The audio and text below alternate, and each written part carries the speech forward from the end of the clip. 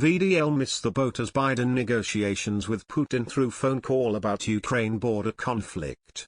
Brussels is feeling left out of negotiations between Russia and the US after President Joe Biden confirmed he will have a phone call with Vladimir Putin today. President Joe Biden and Russian President Vladimir Putin will speak today, the White House said, as Washington crafts a common response to Russia's military build-up on the Ukraine border with European allies. The two leaders will discuss a range of topics, including upcoming security talks between the countries and a tense situation in Europe, White House National Security Council spokesperson Emily Horn said in a statement on Wednesday. The call will take place at 3:30 p.m. ET, 20:30 GMT, the White House said.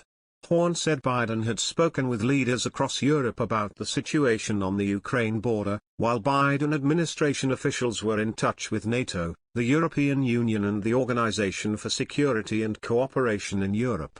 But there is a feeling in the EU that the bloc may be left out of negotiations that are meant to begin in January between Russia and the US. EU's top diplomat Josep Borrell complained that the bloc should have a seat at the negotiating table.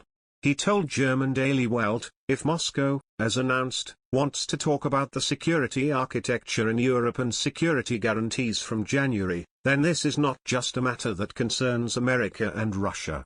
In a bid to reassure Brussels, a senior U.S. administration official told Politico that Biden will make clear when he speaks with President Putin that we will continue to coordinate closely with our allies and partners on all of these matters and will proceed on the principle of nothing about them without them.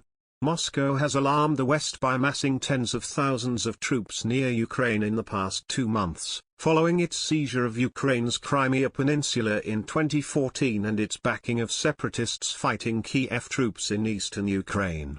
Russia denies planning to attack Ukraine and says it has the right to move its troops on its own soil as it likes. Moscow, worried by what it says is the West's rearming of Ukraine, has said it wants legally binding guarantees NATO will not expand further eastwards, and that certain offensive weapons will not be deployed to Ukraine or other neighboring countries. Other U.S. officials said that despite a report over the weekend that Russia would be pulling back about 10,000 troops from its border with Ukraine, they had seen little evidence to support that so far. One of the officials said, "We are at a moment of crisis and have been for some weeks now given the Russian buildup, and it will take a high level of engagement to address this and to find a path of de-escalation." The same person said Putin requested the call with Biden.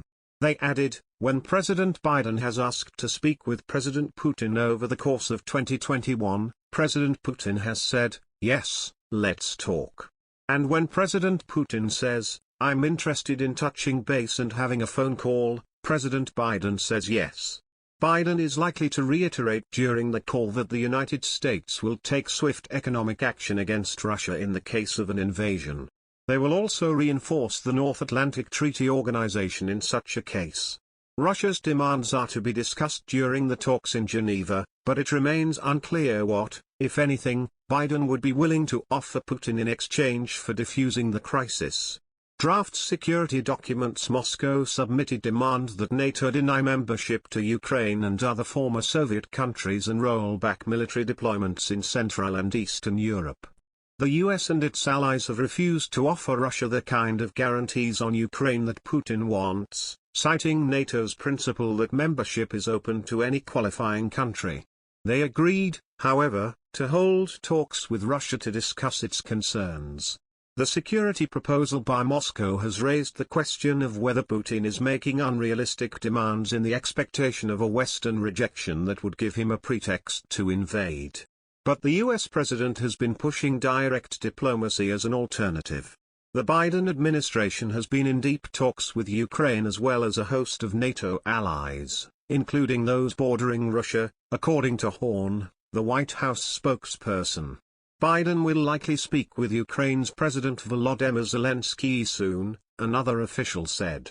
U.S. Secretary of State Antony Blinken spoke with the Ukrainian leader on Wednesday and expressed unwavering support for Ukraine's independence, according to a spokesperson.